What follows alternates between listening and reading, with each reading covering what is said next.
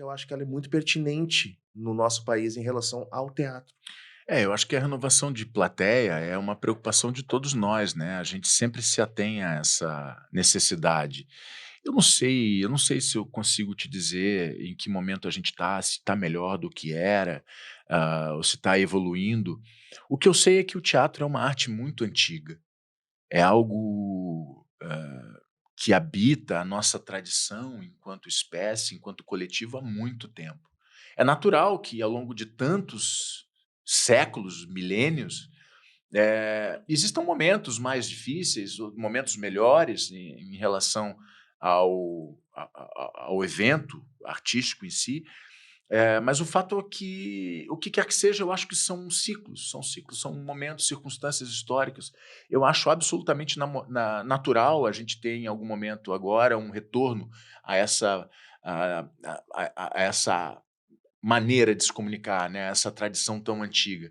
Então, se tiver tendo um aumento de plateia, isso é positivo, eu acho que é natural e que bom, porque a gente viveu muitos momentos de oscilação nos últimos anos. Eu começo a minha carreira no momento em que a classe teatral reclama muito da renovação de plateia, das dificuldades de produzir. A maneira de se fazer teatro há décadas atrás é diferente de se fazer hoje, as preocupações são outras. Sim, sim. Né, então eu não saberia exatamente te dizer o que está acontecendo com a plateia. Eu trabalho e espero que essas plateias estejam sendo renovadas e fortalecidas por todos nós. É importante, mas acima de tudo eu confio muito na potência da tradição oral, eu confio muito na potência antiga da tradição do teatro, né. E, para citar um exemplo, o que aconteceu comigo, eu venho de um momento de transformação pessoal muito concreto na minha vida profissional. Eu passei 25 anos dentro da TV Globo, produzindo muita coisa para eles num formato e tinha uma perspectiva da vida que passava pela minha relação de trabalho ali. Há um ano eu saí da empresa, eu saí da TV num processo natural, num processo combinado, previsto, mas que me joga numa outra maneira, numa outra percepção da vida eu estou num processo de adaptação. E a primeira coisa que eu fiz foi buscar o palco, como refúgio, como um lugar de origem do ofício, como uma caixa de ferramentas e como um lugar de salvamento, né, como uma tábua de salvação, né.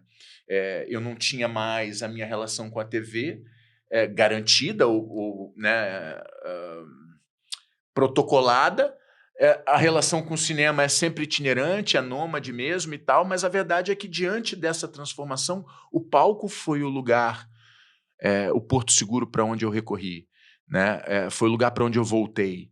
E as 2 peças que a pandemia me deu são o meu plano pós-pandemia, né, pós-ciclo encerrado na TV. Certíssimo, Então certíssimo. o palco tem esse lugar, né, cara, a gente volta para o palco, por necessidade técnica ou por necessidade humana de se comunicar e de, perpetuar o ofício e o que a gente faz, né. Então, eu não sei dizer exatamente o que está acontecendo com a plateia, espero mesmo que esteja sendo renovada e fortalecida, porque a gente tem muito boas histórias para contar, a gente tem um povo talentosíssimo, não só grandes atrizes e atores, mas técnicos, produtores, diretores, tem muita gente, que nasceu para contar a história e só precisa de uma plateia conectada com a importância daquilo, uma comunidade que incentive a produção cultural, uma comunidade, uma sociedade que compreenda que fortalecer a cultura é fortalecer a nossa comunidade, né, a cultura é algo que nos define, né, é algo realmente essencial, não dá para abrir mão de quem nós somos, em nome do que quer que seja. E muitas vezes eu sinto que as pessoas não têm esse entendimento sobre o que é a cultura. As pessoas acham que fazer cultura é uma coisa supérflua, e não é, né? A cultura é essencial. O Ferreira Goulart tem razão, né? A arte é importante porque a vida não basta mesmo, não basta mesmo, né? Não dá para viver sem se comunicar com a nossa espécie, não dá para viver sem se manifestar e não dá para viver sem fortalecer a nossa identidade, o nosso pertencimento, né. É por isso que é importante apoiar a cultura. E essa tua fala é muito pertinente, porque no mês passado nós fomos no espetáculo do Otton Bastos. Sim, Não me entrego, comovente, não. comovente. Tá ligado, Aquilo é né? uma aula de humanismo, aquilo é É. uma aula de 93 anos 93 anos resistindo e dizendo para as sublime. pessoas: olha só, eu cheguei até aqui, mas não me entrego, não. E essa associação com o Curisco, né, com o filme, Isso. com um momento tão importante da arte, da arte audiovisual do cinema brasileiro, o Otton, com quem eu já tive o prazer de dividir o set, a honra de estar com o Otton Bastos no set, na minha frente, dividindo com ele um jogo que eu tenho na memória, lindamente guardada, assim. Fui ver o Otton, me emocionei profundamente com o espetáculo, me emocionei profundamente com ele, com a força dele, com a resistência, com a resiliência, com a necessidade de seguir adiante, a despeito de tudo, né? Considerando as dificuldades, o tempo, o corpo, né? E tá ali dizendo: rapaziada, olha só, eu preciso continuar. Não me entrego, Não não. me entrego, Não, vou e até o é um final. exemplo de ator, porque o livro que ele vende, né, depois do É, espetáculo, a gente pensa: "Ah, uma biografia". Não, é o roteiro é, da peça. é, É a fala da peça, é. O né. resgate da É memória, uma impressionante. ode ao artista, uma ode à luta do artista de permanecer de pé. Ah, é preciso, é preciso seguir adiante, né. E olha só, e é incrível que daí determinado momento ele disse que O Camus, eu lembrei de uma frase do Camus na peça, uma das coisas que a pandemia me deu foi a adaptação da Peste, eu já comentei com você, sim, e ele tem uma hora que o Camus diz isso através do protagonista da Peste, né, do médico, ele diz: "É preciso lutar, não cair de joelhos", né. E o Otton é desses que lutam. ele diz que, e quando o ator se vê numa situação de desespero, quase que sem trabalho, o que que ele faz?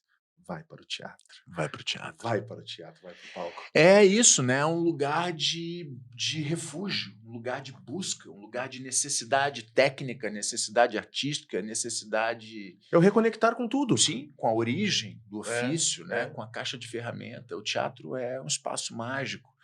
O teatro não morre, ele se transforma, ele se adapta, a gente se adequa, mas a tradição é muito potente, muito enraizada na essência de quem a gente é, né, da nossa cultura. Não tem como conversar com o Thiago Lacerda e não falar de teatro, a gente precisa, né, de falar de teatro, Sim. Isso é importante. Mas, ô Thiago, tu é um carioca e acredito que tu é um cara que, se Deus não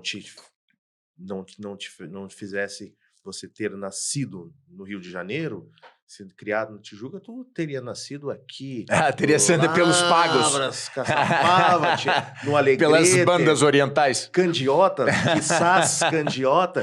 Tchê, qual foi o teu primeiro contato com com o superficial do Gaudieri, e depois quando é que tu entra mesmo, nem tô falando de trabalho mesmo, assim, mas quando é que tu entra mesmo na cultura gaúcha de saber o que é a boina, saber o que é o mate, o churrasco, o Internacional, o Grêmio e o Pala, o Poncho e a terra. Tu Hum. rodou mais que muito gaúcho. Tu sabe pagos, taperas, coxilhas que muitos gaúchos não sabem onde é e sequer pisaram.